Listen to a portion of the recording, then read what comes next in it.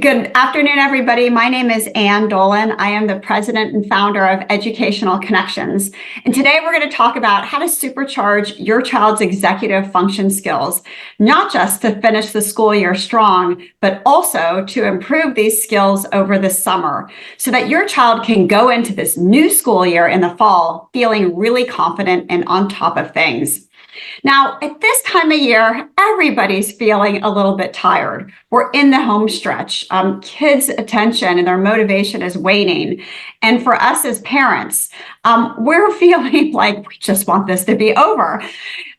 This spring slump, as I call it, is really universal. It's not just in kids in certain areas and certain grades. Everybody feels like this. And it's even harder this time of year, I believe, when your child has weak executive function skills. Things like staying organized and focusing and getting things done in a timely manner. When those are hard for your kids, it really makes dealing with motivational issues even more tricky. The good news is that there are certain strategies that can make all of this a lot easier and help you and your child to finish the year strong. So today we're going to talk to two experts. First, we're going to talk to Kathy Gould, who works with parents, and then we're going to talk to Rachel, who works with our students one-to-one. Let's start out with Kathy. Kathy, welcome. I'm so glad that you're here. I'm happy to be here, Ann. So Kathy is a program manager here with me at Educational Connections. And prior to working at our office and on our staff, she was a tutor and executive function coach, working with kids one-to-one virtually. Prior to that, Kathy was a public school teacher for 26 years in Connecticut, and she has a master's and also a 6-year in educational leadership. Kathy, let's talk a little bit about what you're seeing in just a second. I'm curious, in thinking about your background and working as a classroom teacher, and also what you're hearing from parents. What's going on? How are parents feeling this time of year? Yeah, well, like you said, I think spring slump really describes it. So kids are tired, they're worn out, parents are tired and worn out. I think all the sort of, bright and shiny from the beginning of the year, the new supplies, the new clothes, all that's all gone. Everyone's tired. Kids are slipping back into bad habits maybe. And it's spring. The weather's good. Everyone wants to be outside. Parents don't want to be hovering over the homework table, right? There's spring sports are happening. AP exams are happening. Graduations are happening. There's a lot going on that can be really distracting for the students and their families.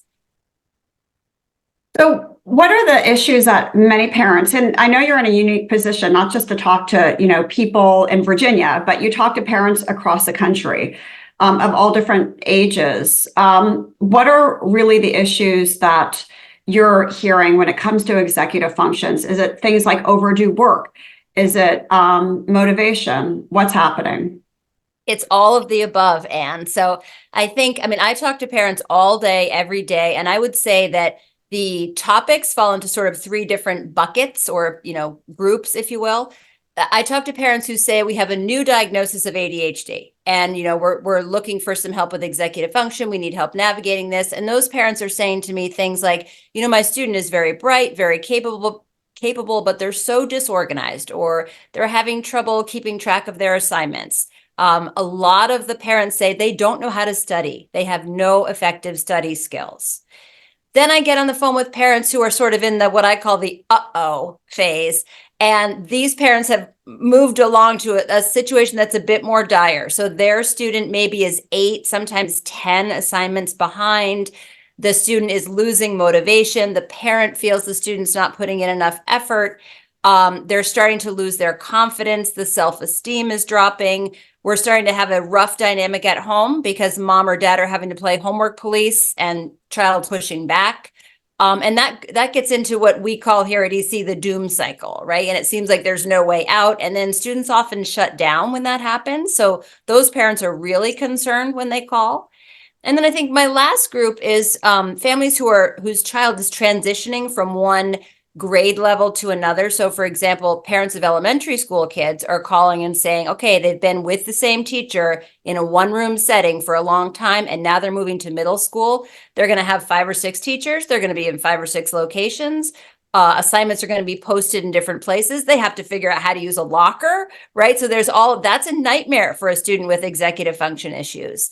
And then my families that are moving from middle school to high school, middle school is a team model, right? So you've had 6 or 7 eyeballs on each student, watching them along the way. The teachers meet every day to talk about how everyone's doing. It's a very strong safety net.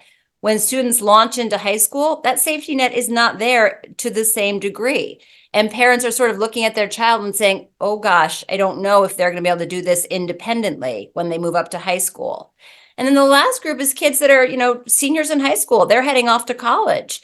And even if they've been doing well, parents are suddenly realizing, okay, I'm concerned because now I'm not going to be there to watch them anymore, right? They're going into a brand new environment. There are a lot more distractions, good and bad, right? There's much less structure. They have to advocate for themselves much more strongly than they've ever had to before.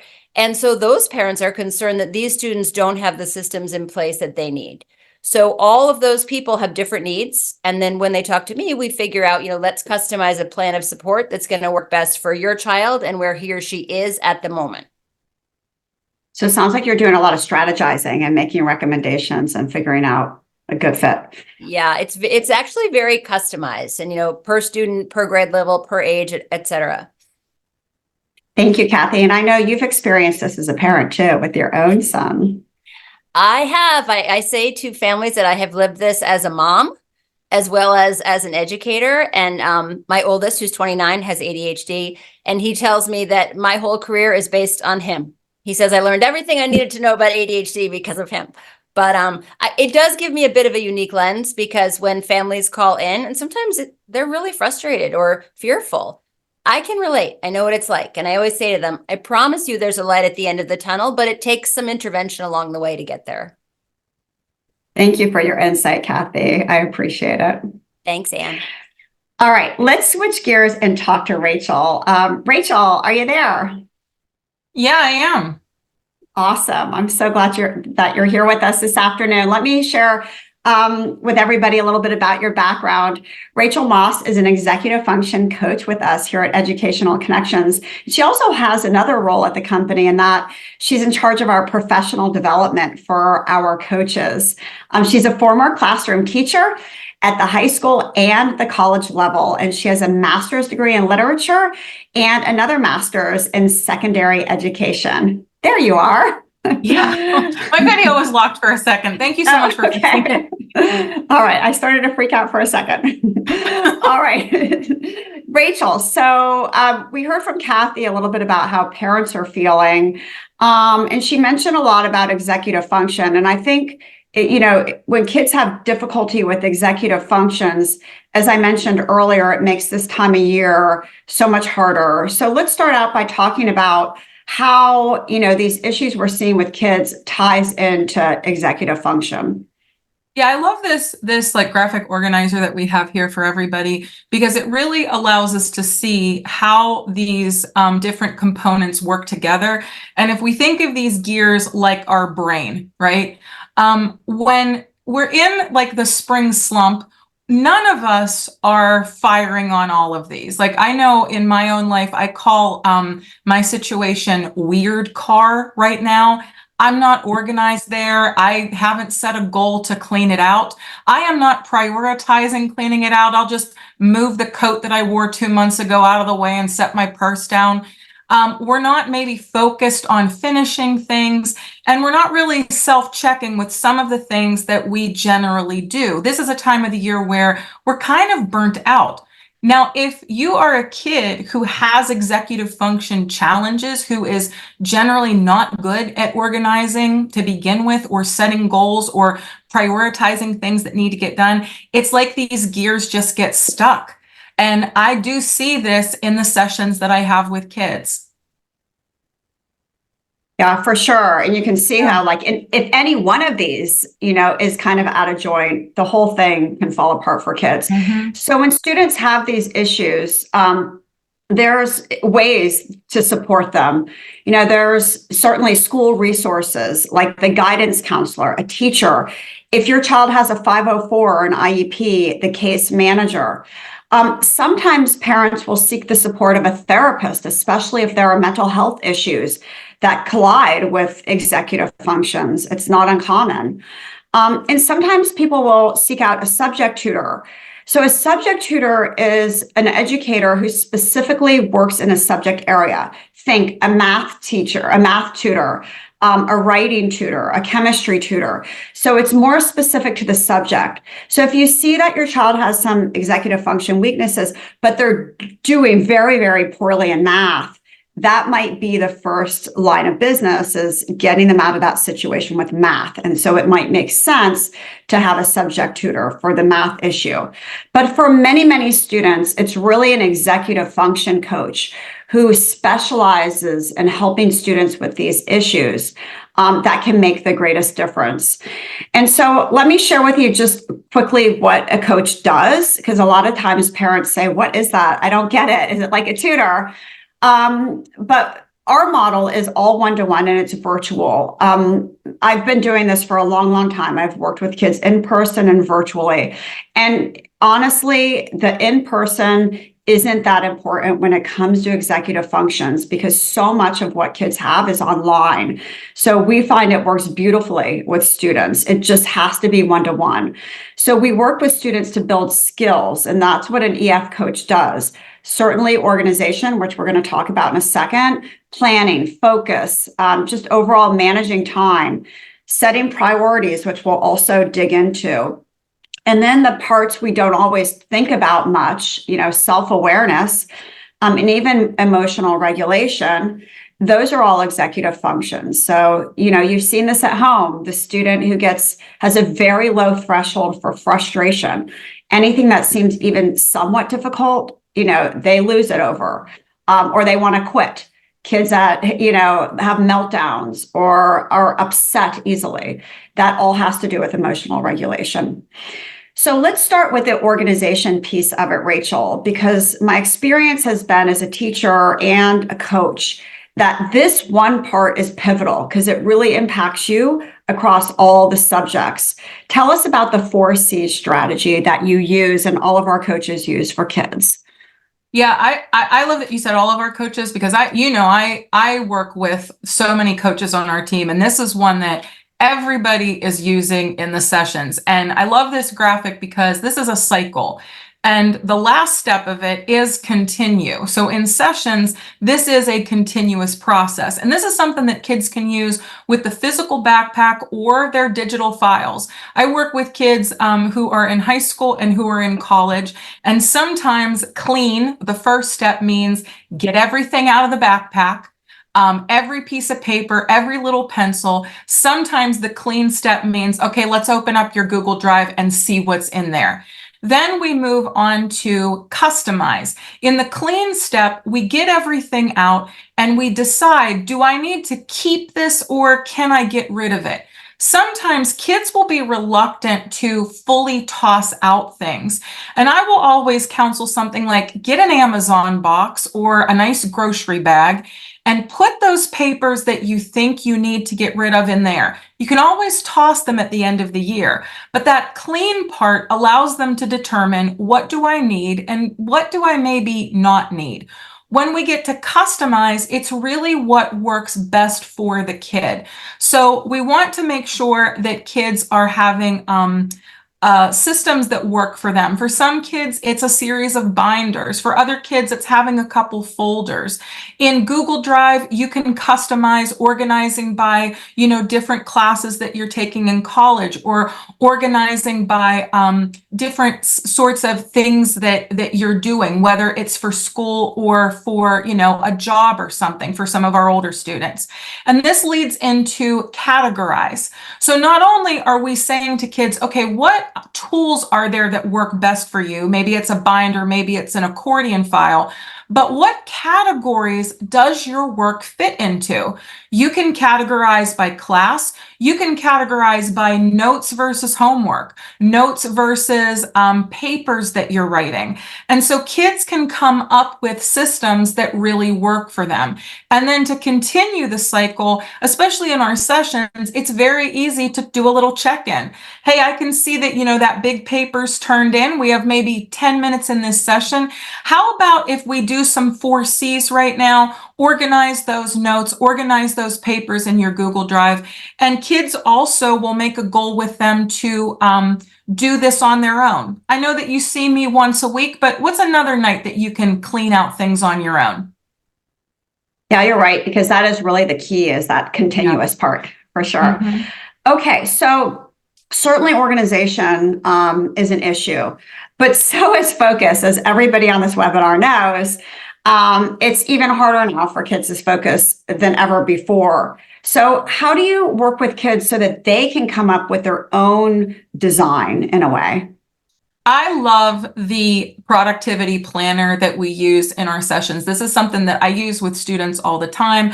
And this planner is part of our curriculum, and it really helps us to help students see what works for them and what hinders them in their study space.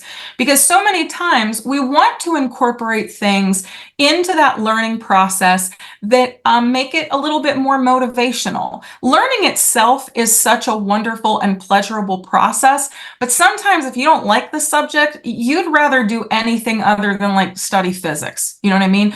So what we do is we talk about the things that kids want to incorporate into their study space, and then we really ask them, does this help you do the work, or does this really distract you? And I'll always give kids an example. I love boisterous music, but when I have rock music in my study session, I'm not studying, I'm singing along.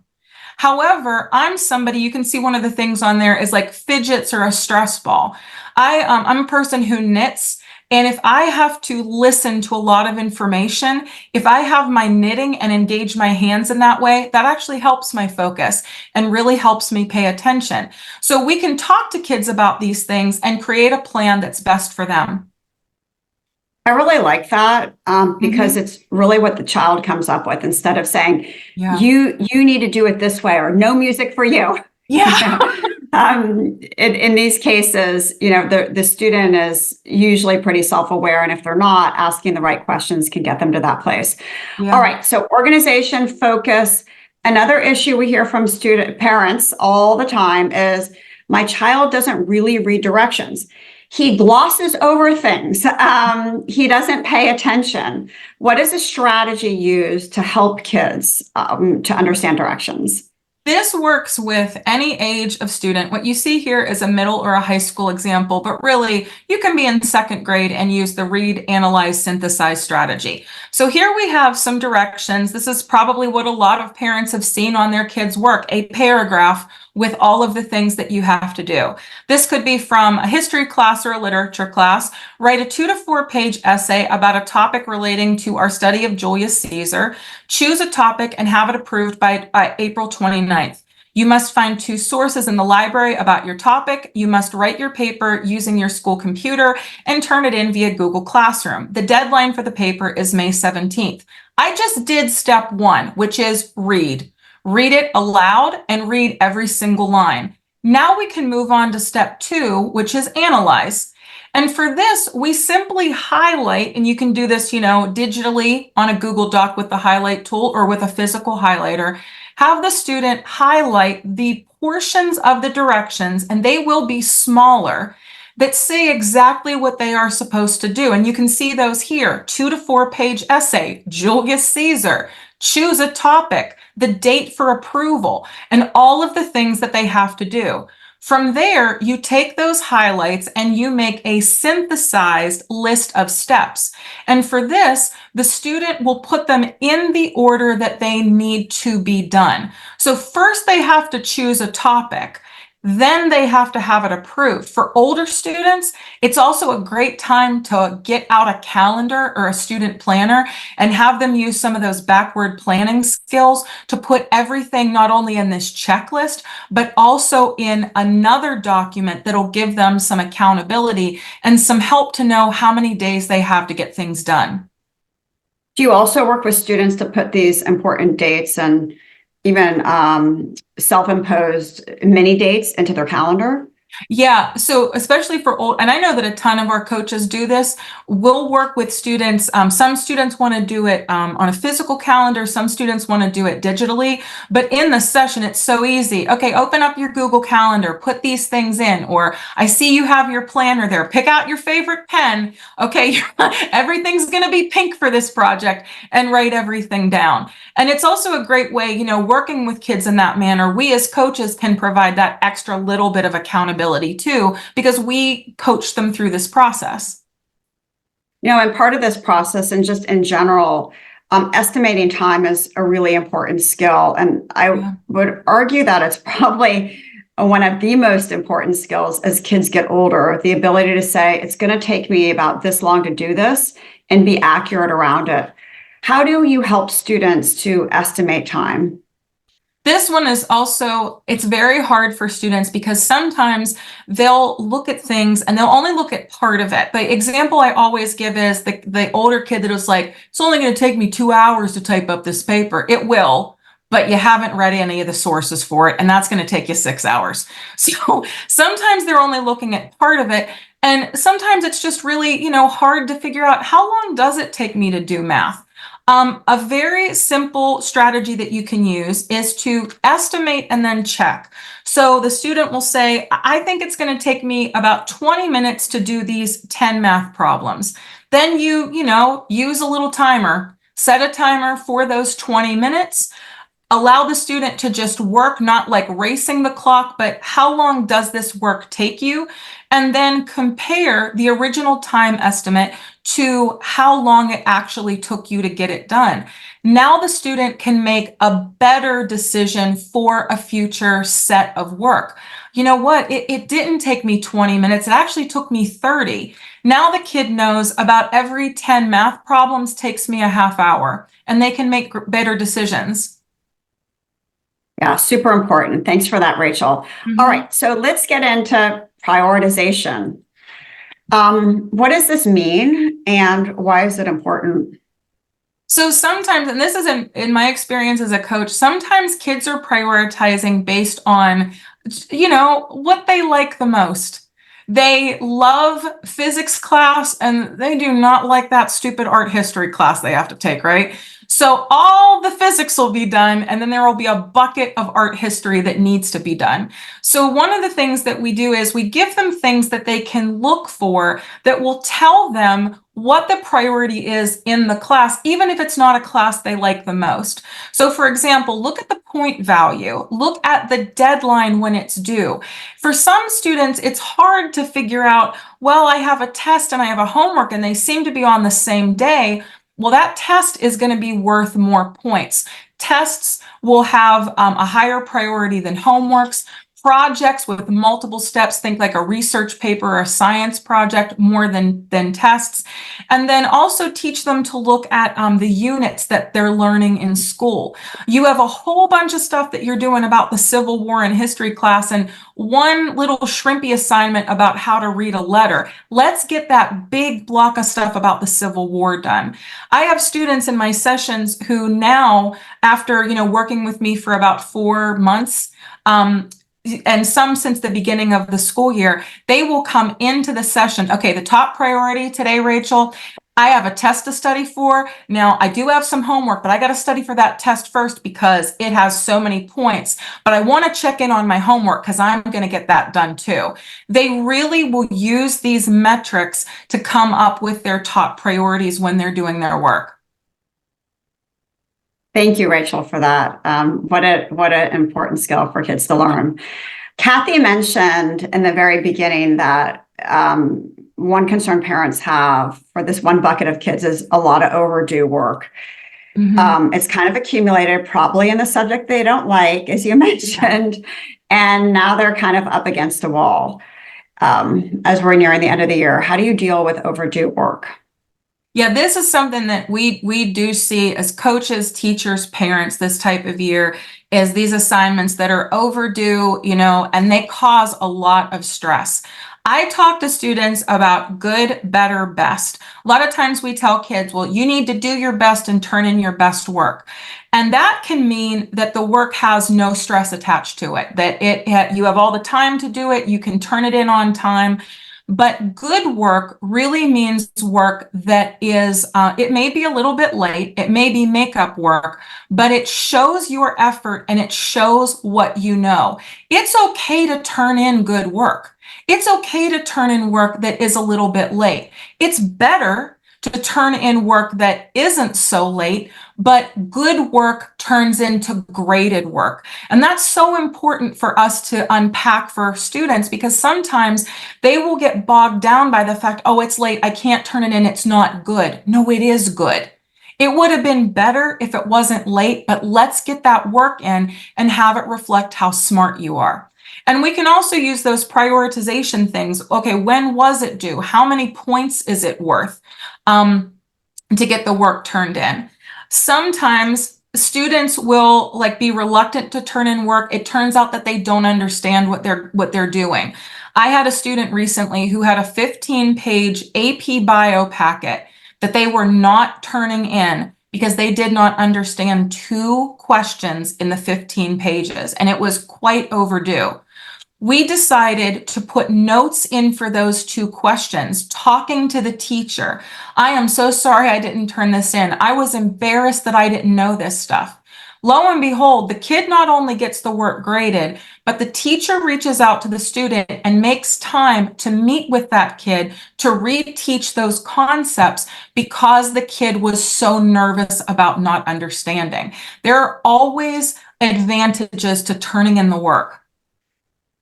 Do you see that a lot with kids that are really anxious or that maybe have perfectionist tendencies? Yeah, because they want to do their best and they think there's something that happens where they're like, well, I can't turn it in unless it's perfect. You absolutely can, and you can get the feedback that'll help you be even more perfect in the future.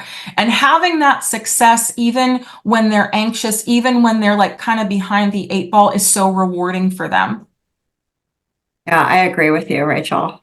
I remember one time my youngest son, he's now graduated from college, but he was feeling overwhelmed by all the work he had to do. And to me, it looked like he was kind of being a little bit lazy in a way. Like it looked like he wasn't putting forth as much effort as he could, that he could have started earlier, worked harder. And he said, Mom, I want you to understand, take what you think my level of stress is and now multiply that by 2. And that's how I really feel. So although sometimes it looks like, I'm not doing my best, I'm actually doing the best that I can and I'm stressed over this. And sometimes it appears that kids, when they don't turn in something, we assume that they don't want to do it or they don't care, but that's really not the case. Mm-hmm. Absolutely. So one of the things that's important for students, regardless of the age, is this idea of reflection, because it is only through reflection that any human being can find a better path. How do you use reflection and self-awareness as part of your sessions? So every time we tackle any sort of issue, project, whatever, we always build in time to ask questions like this. And I know that every coach on our team does this. So these are the questions that I use with older students, and they seem really simple, right? How did it go? In the answer to those questions, you are going to get students to really unpack how they feel about the stressors of the work. How did it go? How did this strategy go? How did it go when you made a plan last week, worked that plan, and then had time to hang out with your friends like you also planned? The question, why? Why did it work? Why did you make that assumption about yourself? Why do you think you were so successful in this? And kids can identify, well, This worked because I made sure that I had my books with me, or I made that conferencing time with my teacher to ask my questions. What will you do differently next time? This, to me, this is my favorite one, because what happens in my experience is once they get one success with their schoolwork, oh, they just want to spread that joy around. If it's that AP bio packet, and this is that same student I'm thinking of right now, well, then they had a project in a lit class. Well, you know what? I really don't understand that. So what I'm going to do is I think I'm going to put a Post-it note with a question to my teacher, because that really worked in bio. Oh my goodness. That's so wonderful that you're reflecting on what you did and what you'll do differently in the future. So these are very powerful questions, even though they are so simple. And I know how we help kids with reflection varies based on the age. So let's start out with elementary school students.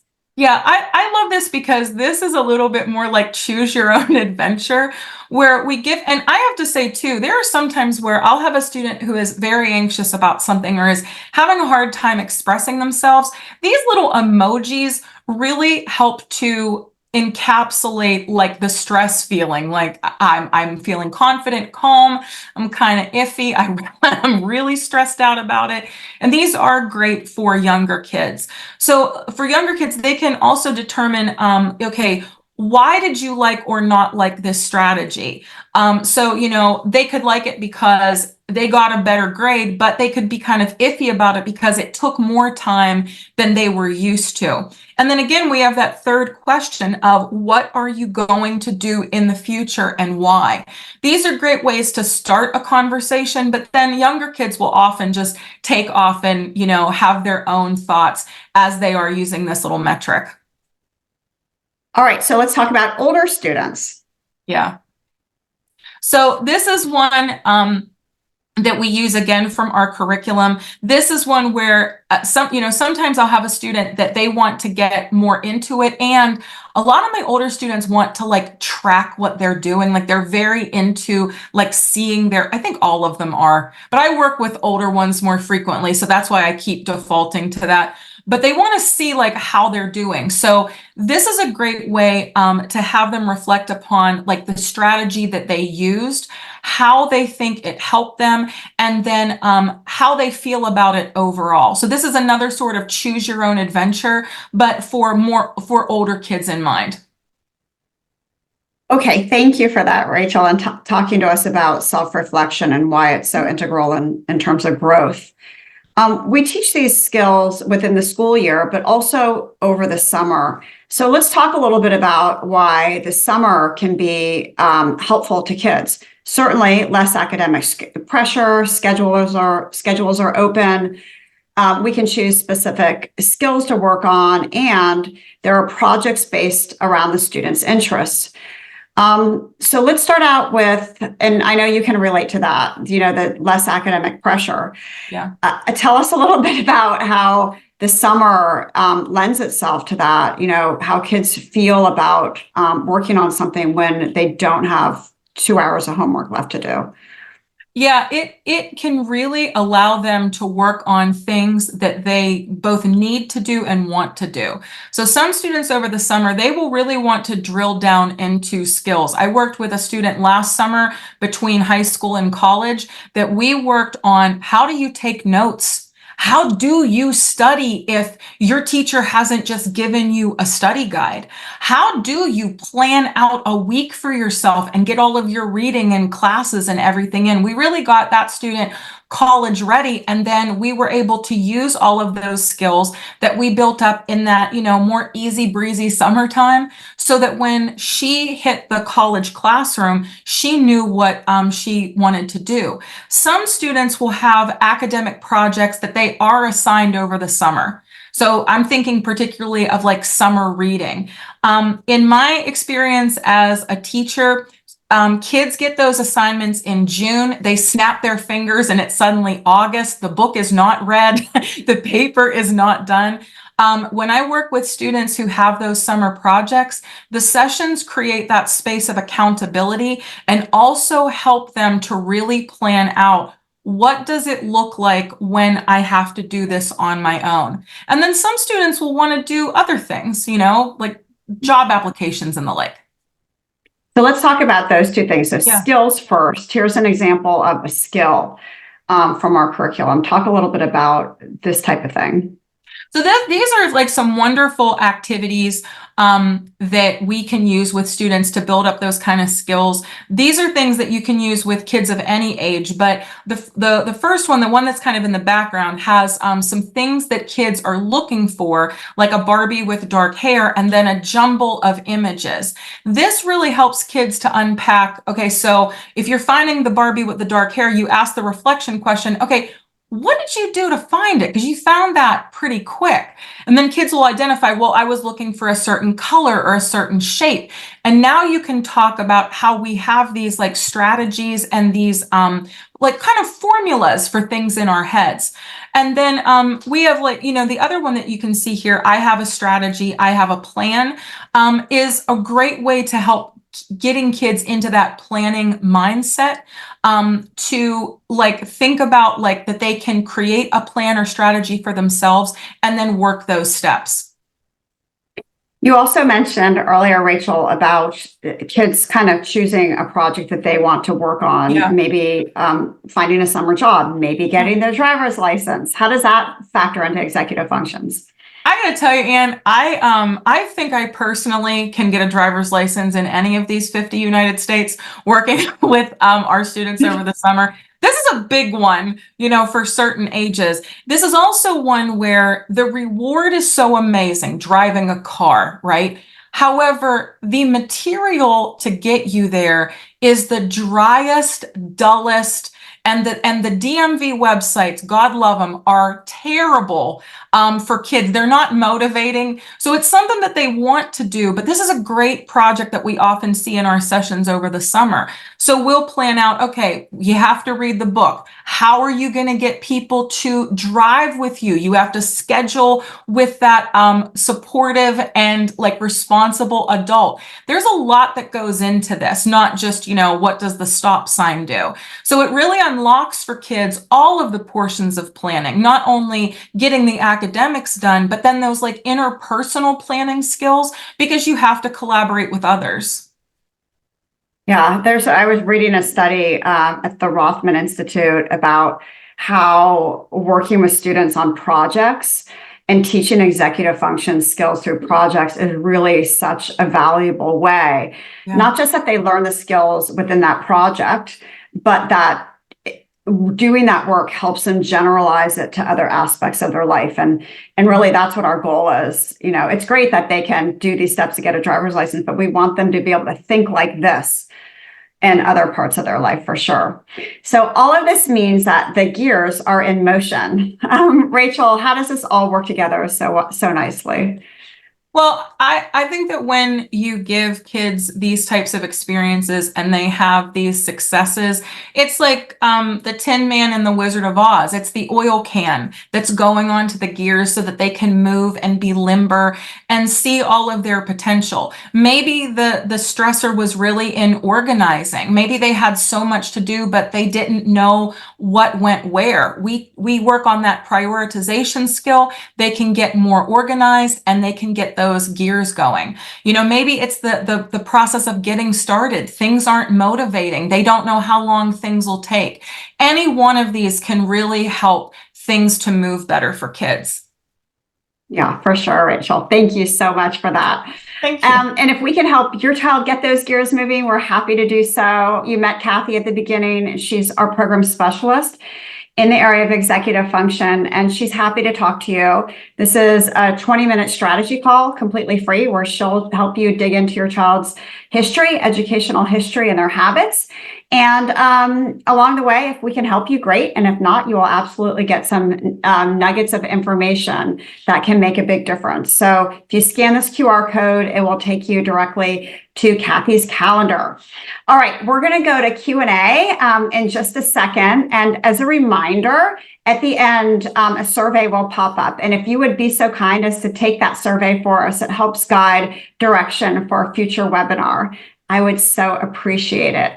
All right, Rachel, so let's take a look at the chat. I saw some questions earlier. So a parent says, do you help students with the schoolwork that's provided by the school?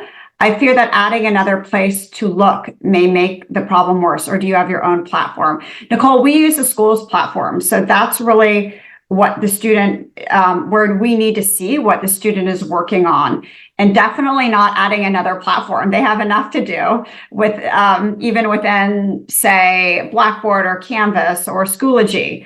It can be complicated in itself. So our goal is to make that more efficient and easier for sure.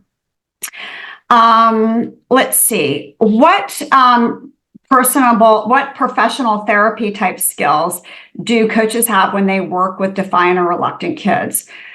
This mom says her son has weak self-determination because of so many failed attempts. And she said, I'm really frustrated and I often want to give up. And my son is 10 when he becomes resistant. Rachel, can you talk a little bit about kids that are really reluctant? I'm sure you've had a lot of those students. Yeah, I'm thinking of one in particular that really, this particular student, when I talked with the parents and everything, had anger issues, like to put it gently. And oftentimes in sessions, this student would be full on yelling at me. I'm a teacher. I've been a teacher for 17 years, so I have that like level of training, and I have things that I've used as a teacher to help students identify their feelings. So this was a strategy that worked for me in this scenario that I'm describing. I asked my student, honey, are you mad at me? Are you mad at the fact that we're on Zoom? Or are you mad at your work? And the kid was like shocked, like, oh, and then said to me, I don't want to do this work. And I said, okay, can we get mad at the work together? And can we figure out a way to have the work be less of your life because it's making you mad? This student is one I've been working with since last summer and still deals with anger, and now will come into sessions. I just want you to know I'm going to be raising my voice, but I'm mad at my work today. You know what, kid? I can deal with that.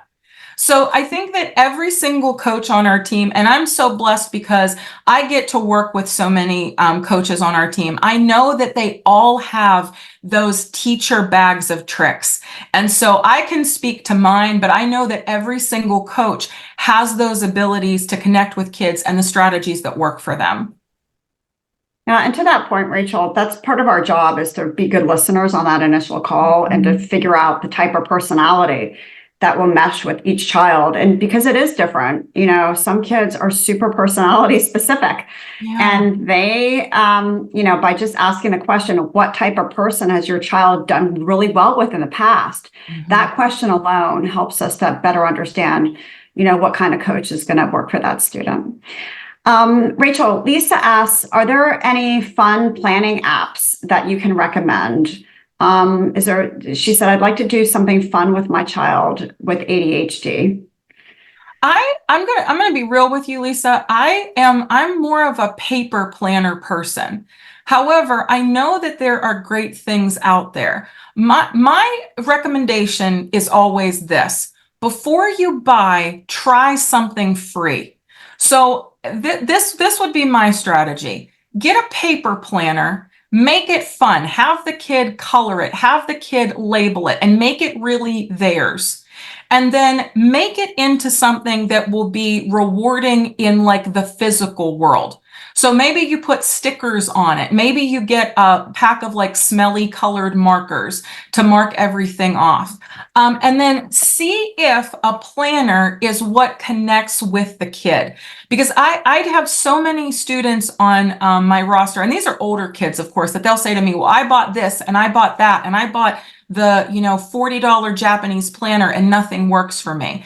Sometimes we buy something thinking that it'll be a magic bullet, but what we really need to see is this going to work with the way I think and learn? So my thing is always make something, see if you connect with it, and then find the digital version that fits with your connection. So some people want things really minimalist. I'm kind of like a sticker girl myself.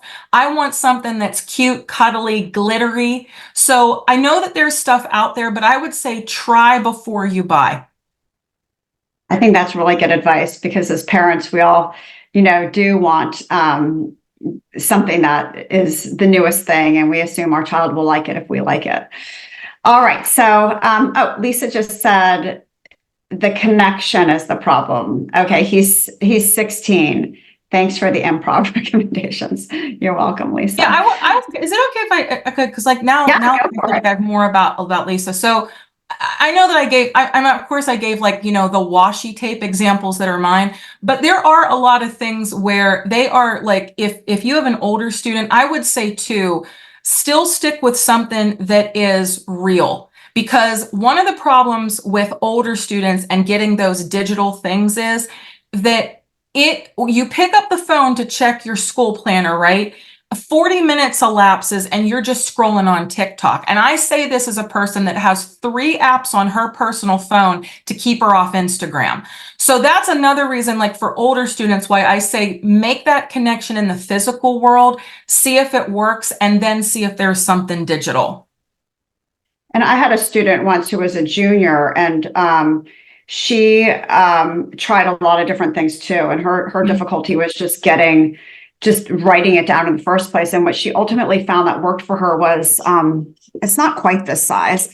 It's like the mini version of this. Yeah. It's just a really small notebook because she could stick it in her purse, and she carried it with her wherever she went. And so anytime she had homework or even a to-do, she would jot it down there. And it wasn't perfect because it didn't have each subject listed out, Yeah. but it allowed her to take that information and just work from that. And sometimes she would also transfer that to her calendar, but it was a portable thing. And that was her biggest issue, was using something consistently. And so that helped a lot. Actually, I think that the one that I have is this is the system I use. So this is my little everything book, I call it. It's a tiny notebook. It fits everywhere. And every day is just a blank page. And I don't have to put anything in any order. However, it keeps me in order. So this is like what I've connected with.